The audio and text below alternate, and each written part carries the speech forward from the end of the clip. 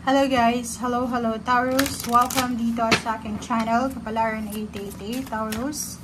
Alamin natin kung anong messages, vibration, gabay energy para sa inyong lahat. General reading, so pwede kang makaresonate. Gamitin mo ang iyong intuition sa panonood. Okay. So ito ay para sa lahat ng Taurus. First two cards natin is Ametrine and Aquamarine. Divine Life Purpose Taurus. So nakikita natin dito na may mga signs, signals, synchronicities ka na posibleng makikita sa linggong ito na pwedeng magdala sa'yo or magbibigay sa'yo ng guidance papunta doon sa fulfillment mo. So, be careful, beware kasi minsan hindi natin masyadong nabibigyan ng pansin yung mga signs from the universe, from the divine, from the spiritual helpers and guides kasi nakafocus tayo sa isang bagay or sa ibang bagay. So, dito, this week ay kailangan mong pakinggan, magmatsyag, maging aware sa mga nangyayari sa paligid mo kasi baka may gustong sabihin sa'yo, iparating ang ating Panginoon, ang universe and spiritual helpers mo na pwedeng makatulong sa'yo para sa progress mo or sa achievements na gusto mong makuha. And Ametrine, dito sinasabi na magkakaroon ng balanse yung masculine and feminine energies mo.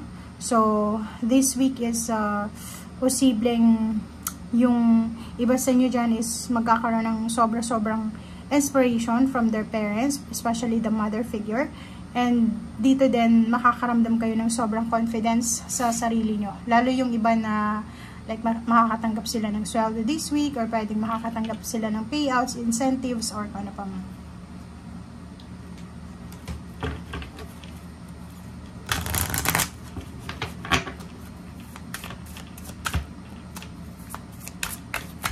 Okay, Taurus. Reaching your destination. Oh, wow. So, yun na nga. So, nakikita natin dito, Taurus, na etong reaching your destination, divine life purpose, your light is shining brightly. Parang, ano to, isang baraha lang sila. So, sinasabi, balanse yung linggong ito para sa'yo. May mga, parang nakikita mo na yung liwanag. Nakikita mo na yung liwanag papunta doon sa destinasyon ng pangarap mo, ng goals mo. Pwede yung iba sa inyo, ang goals nyo is makapagpatayo ng bahay, makapag-renovate ng bahay, makabili ng bahay, or pwede yung iba sa inyo dyan is makapag-travel, or yung iba, parang makakaramdam talaga yung sobrang confidence, kasi confidence and hope, pag-asa, kasi kung makikita nyo dito, nag-i-illuminate na, nagliliwanag na yung direction na parang nakatadhana na para sa iyo.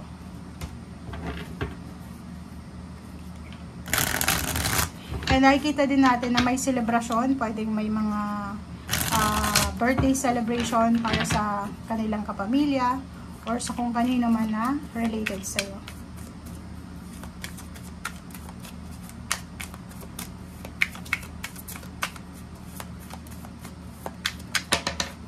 Okay. Judgment. So, yun, decision making. Yun yung focus mo today or this week is yung decision making. So, nakikita natin dito na isang desisyon ang posibleng gagawin mo, ang magdadala sa'yo ng parang siya yung magiging liwanag or pwedeng torch of light mo. Diba? Siya yung magbibigay ng liwanag sa'yo para maabot mo yung kung ano man itong minamanifest mo. Okay, so dito din, lalo yung iba na Taurus na bago lang sa kanilang trabaho or bago lang sa kanilang ginagawa or business or anong source man yan ng tangible or physical material things, sinasabi ng baraha sa'yo dito na yung energy na nakapaligid dyan sa'yo, sa lugar kung nasaan man yung source ng energy of money, ay balanse. So, nakikita natin balance, yung pera sa napapaligiran ka ng balanse, lalo na sa usaping salapi. So, walang masyadong problema, walang masyadong gulo sa usaping salapi sa'yo. Okay? So, nakikita natin yung celebration. May celebration na posibleng pinaghahandaan ka. So, kung ano man tong negosyo, kung ano man tong pinagkakaabalahan mo ngayon, lalo na sa iba sa inyo na nakikipag-collab kayo, nakikipag-partner kayo sa ibang tao, talagang ito yung magdadala talaga sa inyo ng fulfillment. So, pwedeng trabaho yan, bagong career. Sabi ko nga, bagong pasok kayo sa trabaho, bagong lipat ng company, bagong dating kayo sa isang lugar, isang bansa. Sinasabi sa inyo dito na posibleng yan ay yan yung lugar, yan yung trabaho na makakahawa ka dyan ng talagang secured and balancing sa lapi. Yung talagang makakaipon ka dyan, and at the same time makukuha mo talaga yung wini-wish mo. Okay, balance kasi. So yung kung ano mang magbubukas sa'yo, diba? Victory and balance. Kung ano mang magbubukas sa'yo na portal, money or regarding sa money na portal, talagang magdadala ng victory and success. Or pwedeng nakikita natin dito may mga mapopromote sila na Taurus, or pwedeng may tataas yung posisyon sa trabaho. Yun, marami silang pwedeng ma-inspire. Parang sobra yung confidence level mo ngayong linggong ito. Nakikita natin. Victory and success, promotion, recognition, rewards, awards. Ano pa ba? Lump sum of money. Payouts, incentives. Wow. So, kailangan mo lang talagang mag-focus sa kung ano yung ginagawa mo sa ngayon. Ibigay mo yung 101% mo dito sa task na ginagawa mo. Ang galing.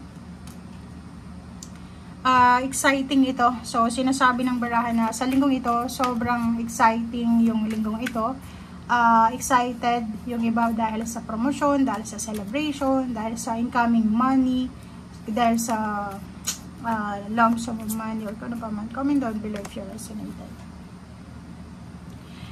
In the future then, sa future na parating, in few days or in few months, kung makikita mo to, may mga magbabalik sa buhay mo.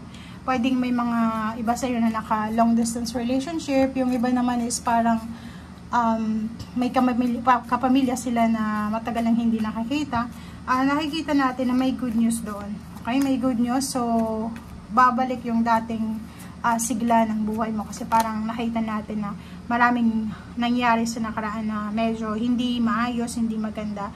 And dito sinasabi na ma-overcome mo lahat ng temptation, ma-overcome mo lahat ng mga bagay-bagay na nagkukos ng pain and heartache sa'yo. And at the same time, yung Gemini energy natin dito is sinasabi na yon, isa sa mga temptation na kailangan mong iwasan is yung from Gemini. So if may Gemini kang kakilala, iwasan mo sila this week kasi pwedeng sila yung maging dahilan para matempt ka. Like kung may asawa ka na, pwedeng dalhin ka sa lugar na hindi para sa may asawa, bisyo, ganyan, ganito. So umiwas ka. Okay? Thank you for watching guys and see you again. Bye!